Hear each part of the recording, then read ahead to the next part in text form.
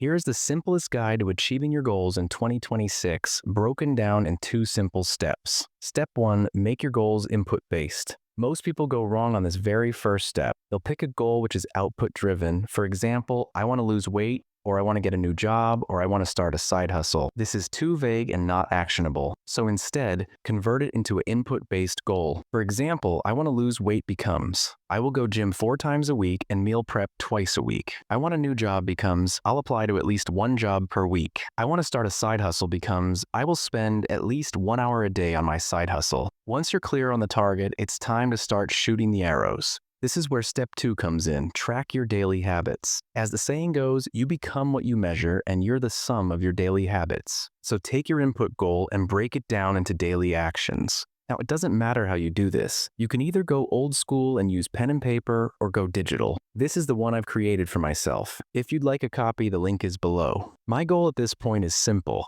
I want to see more ticks than blanks, and if I can consistently hit my monthly target, the end goal will take care of itself. Creating a monthly target forces your brain into action by providing clarity combined with urgency, something a 12-month goal fails to do. And honestly, it's that simple. Don't overcomplicate your goals by trying to do 10 things at once. Pick a maximum of 3 things that will have the biggest impact on your life. This doesn't mean you can't have other interests or pursuits, but there's a difference between your main mission and side quests. Your mission should be your top priority, something you think about and track on a daily basis, and everything else should be secondary. And here's the thing, your main mission often becomes the key domino that positively impacts other areas of your life. For example, I know from experience that if I go gym 4 times a week, I will naturally end up eating cleaner and sleeping better. And that's why I only need to track a few main missions to cover as much ground as possible. And if you do this consistently every single month, then by the end of the year, you will become a completely different person.